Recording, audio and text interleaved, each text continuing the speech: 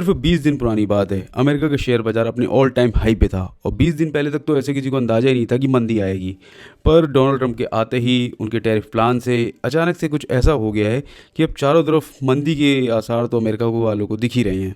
मैं आपको थोड़ी सी डिटेल देने वाला हूँ, बाकी तो आप लोग खुद जानते ही हो ऑलमोस्ट सारी बातें। मंगलवार को भी दोस्तों शुरुआती कारोबार में डाउ जोन्स में 600 अंक की गिरावट आई है। 19 फरवरी के बाद से S&P 500 में शामिल कंपनियां जितनी भी हैं उनका मार्केट कैप $5 ट्रिलियन कम हो गया है। यानी कि जितनी तो इंडियन इकोनॉमी है उतना तो उनका कम हो गया है। ऐसा मेरा नहीं मानना है, जितने भी इकोनॉमिस्ट देश के बड़े बड़े हैं, अमेरिका के हो या इंडिया के हो, उन्होंने जो अपनी बात बताई मैं सिर्फ आपको वो बता रहा हूँ। उनका कहना यह है कि ट्रम्प सरकार जो है अपने किसी भी एक फैसले पर निश्चित नहीं है। उनके जो दृष्टिकोण हैं आए दिन किसी न किसी चीज़ों पर बदलते ही रहते हैं। अब ये जो चीज़ें होती हैं दोस्तों, इससे ना अनिश्चितता बनी रहती है। मतलब किसी भी चीज़ का कुछ फिक्स चीज़ें ना हो तो फिर वो ना मार्केट अपने आप ही डावाडोल बना ही रहता है। अब इसी अनिश्चितता के चक्कर में लोग क्या है कि खर्च करने से बच रहे हैं। अब लोग खर्च नहीं कर रहे तो अब बड़ी कंपनियां जो है निवेश नहीं कर रही हैं। अब इन्वेस्टमेंट ही कम है और जब टैरिफ लगाने ही है तो और इसका मतलब तो ये भी है कि दूसरी कंपनियां जो इनको इंपोर्ट करती हैं, जैसे दवाइयां हैं, इंडिया दवाइयां बेच रही होंगी इनको, अब ये उस पर भी टैरिफ बढ़ाएंगे।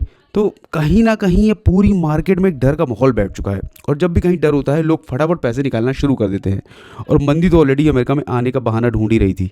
तो अब पता नहीं, देखते हैं क्या होता है। वॉल स्ट्रीट बैंक जो है दोस्तों, उन्होंने जो पहले अंदाज़ा लगाया हुआ था कि 15% तक की मंदी हो सकती है, लेकिन अब वो 20% की भी संभावना देख रहे हैं। हम सीधा बात करते हैं दोस्तों व्हाइट हाउस की। क्या अगर वो अपनी जितनी भी नीतियां बना के बैठा हुआ है, अब अगर उसमें कंटिन्यू बना ही रहता है, कोई भी फैसला वापस नहीं लेता है, तो इसका मतलब ये है कि मंदी का खतरा और बढ़ जाएगा। अब असली सवाल, क्या इंडियन इकोनॉमी में फ़र्क पड़ेगा? दोस्तों मेरा अंदाज़ा तो ये है कि ऑलरेडी इतनी लो पे जा ही चुकी है इंडियन इकोनॉमी, अब इससे ज़्यादा और कितनी लो जाएगी। तो टेंशन अपने लोगों को तो लेने की ज़रूरत है नहीं, क्योंकि ऑलरेडी बहुत डाउन चल रहा है।